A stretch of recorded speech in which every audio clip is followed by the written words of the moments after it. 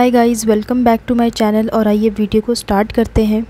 तो जैसा कि आप लोग जानते हैं कि सपना अपने ससुराल से जा चुकी है और इसके पीछे का कारण क्या है, वो क्यों गई, वो भी आप लोग जानते ही हैं कि सास ससुर ने जानबूझकर अंशु को वहाँ से भेज दिया ताकि सपना खुद ब खुद वहाँ से चली जाए, क्योंकि वो लोग जानते थे कि सपना सिर्फ़ और सिर्फ अंशु की वजह से ही उस घर में रुकी है, क्योंकि उस घर में अंशु के अलावा सपना को पूछने वाला, उसकी केयर करने वाला कोई भी नहीं है, सिर्फ़ और सिर्फ अंशु ही है। अगर अंशु यहाँ पर नहीं रहेगी तो सपना खुद ब खुद यहाँ से चली जाएगी। वो लोग बस एक मौका ही ढूंढ रहे थे कि उन्हें बस एक मौका मिले और सपना को वो किसी तरह वहाँ से निकाल पाएँ, और उन्हें वो मौका मिल ही गया। उन्होंने एक्सपोज़ वाली वीडियो के बाद अंशु को वहाँ से भेजा ताकि खुद ब खुद सपना भी वहाँ से चली जाएगी। सास ससुर ने अंशु को वहाँ से भेजा ताकि सपना खुद ब खुद वहाँ से चली जाए। ये कोई इत्तेफाक नहीं था, बल्कि ये एक कई महीनों की प्लानिंग थी। जी हाँ, आप लोगों ने बिल्कुल सही सुना, और ये मैं नहीं कह रही हूँ, ये कह रही है सपना की जेठानी। जी हाँ, आप लोगों ने बिल्कुल सही सुना। कल सोशल मीडिया पे सपना की जेठानी रेखा लाइव आई थी, और लाइव आकर उन्होंने सपना के बारे में भी बहुत कुछ बताया, और साथ ही साथ मेनली सपना के सास ससुर को एक्सपोज़ किया है, उनकी असलियत, उनकी सच्चाई बताई है। जेठानी ने बताया कि सपना को घर से निकालने की प्लानिंग ये अचानक से नहीं हुई है, बल्कि ये प्लानिंग पिछले कई महीनों से चलती आ रही है। इनफैक्ट ये भी बताया कि ये प्लानिंग पिछले सर्दियों से चल रही है कि किस तरीके से सपना को घर से निकाला जाए।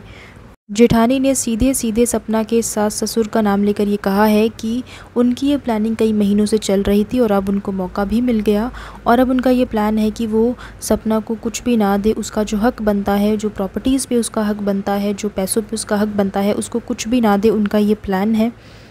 इसका मतलब है कि जेठानी जी को सब कुछ पता था कि सपना के खिलाफ़ प्लानिंग हो रही है, उसके खिलाफ़ षड्यंत्र रचा जा रहा है कि उसे किस तरीके से घर से निकाला जाए, और ये बात उन्हें कई महीनों से पता थी। और ये सब कुछ जानते हुए भी उन्होंने सपना को ये बात क्यों नहीं बताई। अगर वो चाहती तो सपना को ये सारी बातें बता सकती थी, उसे अलर्ट भी कर सकती थी कि इन फ्यूचर में उसके साथ ये सारी चीज़ें होने वाली हैं, तो वो अपने माइंड को प्रिपेयर कर ले। अगर सपना को ये सारी बातें पहले से पता होती तो शायद उसे आज इतना दुख नहीं होता जितना दुख उसे आज हो रहा है। आप लोगों ने देखा कि एक्सपोज़ वाले वीडियो के बाद सपना का व्लॉग नहीं आया, वो इसीलिए क्योंकि सपना जो है वो सारी बातें कह कर, जो भी उसने बोला वो शायद वो खुद ही पछता रही होगी। शायद उसे खुद ही बुरा लग रहा होगा कि उसने यूट्यूब पे आकर ये क्या बातें कह दी हैं। सपना ने ये सब कुछ कह तो दिया, लेकिन उसे मन ही मन काफ़ी ज़्यादा दुख भी हो रहा होगा। अगर सपना को पहले से पता होता तो शायद आज की सिचुएशन कुछ और होती, शायद आज जो हो रहा है शायद ये नहीं होता। जेठानी जी आज ये सारी बातें बोल तो रही हैं, लेकिन उन्हें ये सारी बातें जो हैं ये पहले सपना को बता देनी चाहिए थी ताकि वो अलर्ट हो जाए, लेकिन उन्होंने ऐसा नहीं किया। जेठानी जो है वो निडर होकर सारी बातें कह रही हैं, क्योंकि वो खुद इन सारी चीज़ों को फेस कर रही हैं अपनी लाइफ में। मैं आपको बता दूं कि जो कुछ सपना के साथ हुआ था, मारपीट वगैरह, वही सेम चीज़ जेठानी के साथ भी हुई थी। उन्होंने भी ये सारी चीज़ें फेस की थी, इसी वजह से वो सपना के साथ रिलेट कर पा रही हैं, और जेठानी ने बोला है कि वो सपना को पूरा सपोर्ट करेंगी। कुछ घंटे पहले ही जेठानी का वीडियो आया है जहां पे उन्होंने बोला है कि सपना ने अपने सास ससुर के बारे में अभी ना के बराबर बातें बताई हैं। अगर वो आप लोगों को सारी बातें बताने पे आ गई तो आप सभी लोग शॉक रह जाएंगे कि इनकी असलियत क्या है। इनका खुद का भी अपने हस्बैंड के साथ डाइवोर्स केस चल रहा है, और ये अपनी हक की लड़ाई, अपनी बेटी के लिए अपनी हक की लड़ाई लड़ रही हैं। उसको अपना हक दिलवाने के लिए अपने ससुराल वालों से लड़ रही हैं।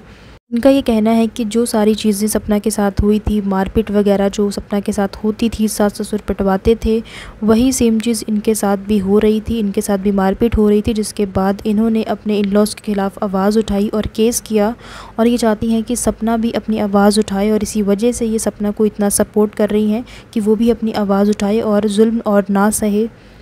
अब देखो, यहाँ पे बहुत सारे लोग हैं जो सपना को जज कर रहे हैं इस बात के लिए कि सपना को अपना घर छोड़ना पड़ा क्योंकि अंशु वहाँ से चली गई, और लोग ये कह रहे हैं कि अगर सपना एक्सपोज़ वाली वीडियो नहीं बनाती तो शायद उसके साथ ये सारी चीज़ें नहीं होती, और उसको एक्सपोज़ वाली वीडियो नहीं बनानी चाहिए थी। अपने सास ससुर के बारे में ये सब कुछ नहीं कहना चाहिए था, और सूरज जी के बारे में भी नहीं बोलना चाहिए था। अब देखो, लोगों की इस बात से मैं बिल्कुल सहमत हूँ कि सपना को अपना घर इसीलिए छोड़ना पड़ा क्योंकि उसने वो एक्सपोज़ वाली वीडियो बनाई। अगर वो वीडियो नहीं बनाती तो शायद ऐसा नहीं होता, क्योंकि अगर आप लोगों को याद होगा पिछले साल भी कुछ ऐसा ही हुआ था इनके बीच में ससुराल वालों के साथ। तो सपना की बहुत ज़्यादा लड़ाई झगड़े हुए थे, और सपना अपना घर छोड़कर जा रही थी, जहाँ पे जो सपना के ससुर हैं उन्होंने उसे रोक लिया था और कहा था कि तू मत जा और ये घर बिखर जाएगा। तो सपना ने अपने ससुर जी की बात मानी और वहाँ पे वो रुक गई। अब इसके बाद हुआ ये कि जो भी लड़ाई झगड़े वगैरह हो रहे थे उसके बाद भी, वो तो आप सभी लोगों ने देखे ही। उसी बीच में सपना ने अपने सास ससुर के बारे में बहुत कुछ बताया, बहुत कुछ रिवील किया, जिसके बाद सपना के सास ससुर ने ऐसा कोई स्टेप नहीं उठाया कि वो अंशु को वहाँ से भेज देंगे या वहाँ से हटा देंगे, ऐसा कुछ भी उन्होंने नहीं किया। लेकिन इस बार हुआ ये कि सपना ने अपने सास ससुर के साथ साथ उनके बेटे सूरज को भी एक्सपोज़ कर दिया। आई थिंक ये बात उनको बिल्कुल भी पसंद नहीं आई और इसी वजह से उन्होंने अंशु को वहाँ से भेज दिया ताकि खुद ब खुद सपना भी वहाँ से चली जाए। सपना ने अपने सास ससुर और सूरज जी को एक्सपोज़ किया, उनके बारे में सच्चाई बताई।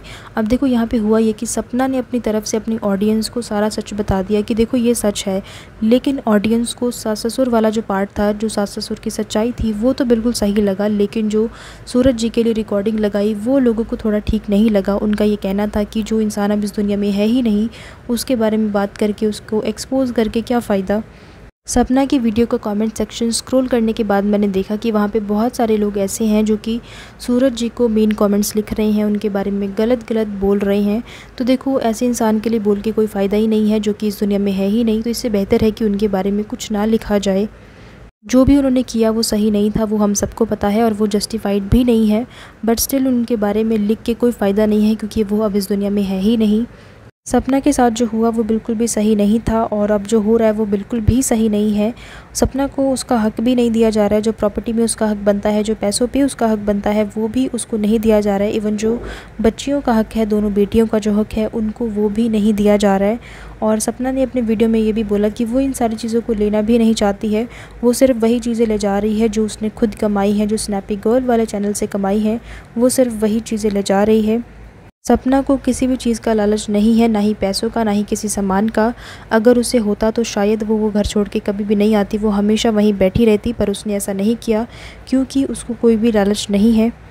सपना के अंदर हिम्मत है, मेहनत करने का जज्बा है, उसे पता है कि वो अपनी बेटियों को खुद कमाकर अच्छा फ्यूचर दे सकती है। उसे पता है कि अपनी बेटियों को अच्छा फ्यूचर देने के लिए, उन्हें पालने पोसने के लिए वो अकेली काफ़ी है, वो सारी चीज़ें खुद मैनेज कर लेगी। सो गाइज़ फ़िलहाल के लिए तो यही अपडेट है एंड आगे चलकर सपना को लेकर जो भी अपडेट्स आएंगे मैं आप लोगों के साथ शेयर करती रहूँगी। सो इसी के साथ मैं वीडियो को एंड कर रही हूँ एंड आई होप कि आप लोगों को मेरा ये वीडियो पसंद आया होगा। कमेंट करके मेरे साथ अपने ओपिनियन ज़रूर शेयर करना कि इस पर आपका क्या कहना है। Let me know in the comments and इसी तरह के अपडेट्स और रिएक्शन वीडियोज़ देखने के लिए आप लोग मेरे चैनल को सब्सक्राइब कर लीजिए। सो बेल आइकन को प्रेस कीजिए ताकि वीडियोज़ के नोटिफिकेशन आप लोगों को मिले। So thank you so much guys for watching this video and I will see you in the next one. Till then keep watching. Thank you.